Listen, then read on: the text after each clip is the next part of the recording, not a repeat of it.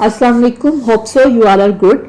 Today we have the fourth chapter of class 5 environmental pollution. Environmental mean माहौलियाती, pollution mean आलूदगी. So environmental pollution का मतलब है माहौलियाती आलूदगी. तो इस चैप्टर में हम डिस्कस करेंगे कि माहौल किस किस तरह से आलूदा हो रहा है या हमारे कौन कौन सी ह्यूमन एक्टिविटीज़ हैं जो कि माहौल को आलूदा कर रही हैं और उन ह्यूमन एक्टिविटीज़ का या उस आलूदगी का लिविंग ऑर्गेनिज्म पर क्या असरात हैं और फिर उन असरात को हम किस तरह से ओवरकम कर सकते हैं या उन ह्यूमन एक्टिविटीज़ को जो माहौल को आलूदा कर रही हैं उनको हम किस तरह से कम कर सकते हैं या ख़त्म कर सकते हैं जिससे हमारा माहौल हमारा इन्वायरमेंट सेफ रहे. So let's begin the lecture. The particular place where an organism lives is called its environment. एक मखसूस जगह जहाँ पर ऑर्गेनिज्म जानदार रह रहा होता है, अपनी ज़िंदगी गुजारता है, उसको माहौल कहते हैं. The environment means the plants, animals, humans, sunlight, water and air which are present around us. अब माहौल का क्या मतलब है? हमारे इर्द गिर्द पाए जाने वाले या किसी भी ऑर्गेनिज्म के इर्द गिर्द पाए जाने वाले पौधे, जानवर, इंसान, सूरज की रोशनी, हवा और पानी वगैरह ये सब मिलकर इन्वायरमेंट बनाते हैं. The plants and animals are the living components of environment. अब पौधे और जानवर जो हैं वो हमारे इन्वायरमेंट के जानदार चीज़ें हैं. Sunlight, soil, water and air are the non living components of environment, जबकि सूरज की रोशनी, मिट्टी, हवा और पानी ये सब माहौल के बेजान चीज़ें हैं. Environmental pollution and its types. माहौलियाती आलूदगी और उसकी इकसाम. यहाँ पे फर्स्ट एक्टिविटी दी हुई है, light a small candle, predict the type of pollution being added by the burning candle. अब एक आप छोटी सी कैंडल लें और उसको जलाएं और फिर ये बताएं कि उस बर्निंग कैंडल से, उस कैंडल को जलाने से कौन सी पॉल्यूशन हमारी माहौल में ऐड हुई है. Hold a glass over the flames of the candle for a while. फिर एक गिलास लेकर उसको कैंडल की फ्लेम पर कुछ देर के लिए रखें. Did you see any change at the surface of the गिलास. तो क्या आपको गिलास के सर्फेस पर किसी भी टाइप के चेंज नजर आया? You have seen the soot over the glass surface. आपको गिलास की सर्फेस पर एक सोट धुआं सा नजर आएगा. You can also touch it, और आप उसको टच भी कर सकते हो. The soot is an example of pollution in the environment. वो धुआं क्या है? हमारे माहौल में ऐड होने वाली आलूदगी की एग्जाम्पल है. तो कैंडल को जब जलाएंगे तो उससे धुआं प्रोड्यूस होगा. धुआं जो है वो हमारी हवा में शामिल होगा जिससे हमारी हवा आलूदा होगी. तो ये एयर पोल्यूशन की एग्जाम्पल है. Any change in the environment which is harmful to living things is called environmental pollution. माहौल में किसी भी किस्म की तब्दीली जो कि जानदारों के लिए हार्मफुल मुज़र होती है उसको माहौलियाती आलूदगी कहते हैं. The substances which cause pollution are called pollutants. अब वो substances या वो चीज़ें या वो ऑब्जेक्ट्स जो कि आलूदगी की वजह बनती हैं उसको pollutants कहते हैं. We will study the types and cause of pollution. हम आलूदगी की इकसाम और उनकी वजूहात के बारे में भी पढ़ेंगे. Point two pointer. These days which one is the most dangerous environmental pollution in Pakistan. आजकल के दिनों में पाकिस्तान में सबसे ज्यादा डेंजरस माहौलियाती आलूदगी कौन सी है? तो air pollution is the most dangerous environmental pollution in Pakistan. इसकी बहुत सारी वजूहात हैं. इस तो कि डिफोरेस्टेशन रेट काफ़ी बड़ा है, जिससे कटिंग फॉरेस्ट, दरख्त काटे गए हैं, और उसके अलावा इंडस्ट्रियल वेस्ट प्रोडक्ट्स या फिर डोमेस्टिक गार्बेज भी है, वो भी इसकी मेन रीज़न है एयर पोल्यूशन की. और उसके अलावा ट्रांसपोर्ट रेट काफ़ी बड़ा है जिससे स्मोक हमारी एयर में शामिल होती है और वो एयर को पॉल्यूट करती है और एयर पोल्यूशन काज करती है. There are 3 types of pollution. आलूदगी की 3 इकसाम है. These are air pollution, water pollution and land pollution. हवाई आलूदगी, पानी की आलूदगी, और उसके अलावा लैंड पोल्यूशन, जमीनी आलूदगी. First one is air pollution, हवाई आलूदगी. You would have seen smoke being emitted from vehicles and factories. अपने ट्रांसपोर्ट और फैक्ट्रीज से निकलने वाला धुआं देखा होगा. Many poisonous substances are present in smoke. उस धुएं में बहुत ज्यादा जहरीले मादे पाए जाते हैं. Smoke pollutes the air. वो धुआं हवा को पोल्यूट आलूदा करता है. The burning of fuels in the kilns and homes produce carbon dioxide gas which pollutes the air. अब कीलन जो भट्टा होता है, भट्टी या फिर भट्टी होती है जिसमें के ईंटें या फिर मिट्टी के बर्तन बनाए जाते हैं, उसमें फ्यूल्स बर्न किया जाता है। उसके अलावा होम्स में, घरों में भी काफ़ी डिफरेंट यूजेस के लिए फ्यूल बर्न किया जाता है जिससे कि कार्बन डाइऑक्साइड गैस प्रोड्यूस होती है और कार्बन डाइऑक्साइड गैस हवा में शामिल होकर हवा को आलूदा करती है।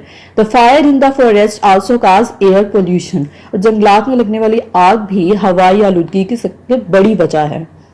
Can you tell any other reason of air pollution, तो अब वो कह रहे हैं कि आप कोई और भी ऐसी रीजन या वजूहात बता सकते हैं जो कि हवाई आलूदगी की वजह है। तो forest fire, smoke, industrial smoke और व्हीकल स्मोक के अलावा और भी बहुत से रीजन हैं जो कि एयर पोल्यूशन काज कर रही है। लाइक गार्बेज की ओपन बर्निंग, मतलब कि उनको प्रॉपरली वेस्ट नहीं किया जाता, कहीं पर भी इकट्ठा करके उसको बर्न कर दिया जाता है। उसके अलावा इंसेक्टिसाइड्स और पेस्टिसाइड्स की यूज भी एयर पोल्यूशन काज कर रहा है। इस तरह और भी बहुत से रीजन हैं जो कि एयर पोल्यूशन काज करते हैं।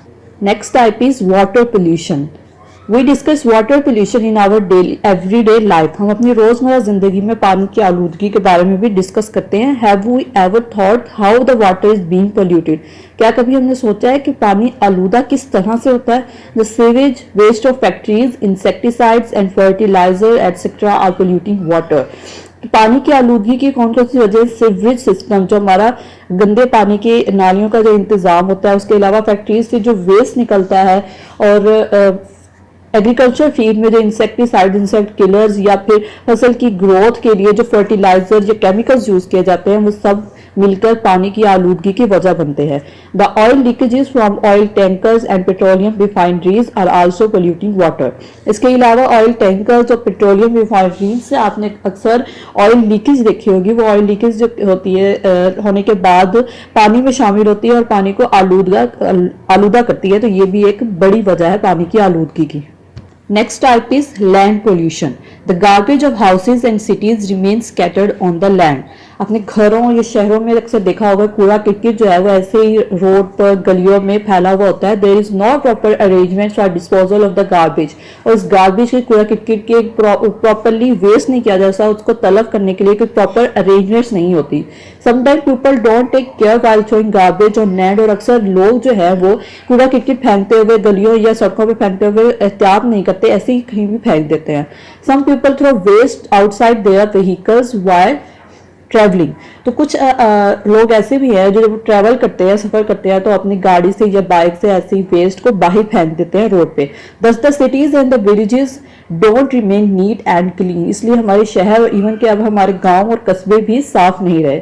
Other than this insecticides and fertilizers have chemical substances, इसके अलावा फर्टिलाइजर्स और इंसेक्ट किलर्स में भी बहुत सारे केमिकल सब्सटेंसेस पाए जाते हैं, जहरीले मादे पाए जाते हैं। These remain in the soil for long periods and cause land pollution, ये केमिकल्स जो होते हैं वो लंबे अरसे तक मिट्टी में रह जाते हैं और फिर लैंड पोल्यूशन की वजह बनते हैं।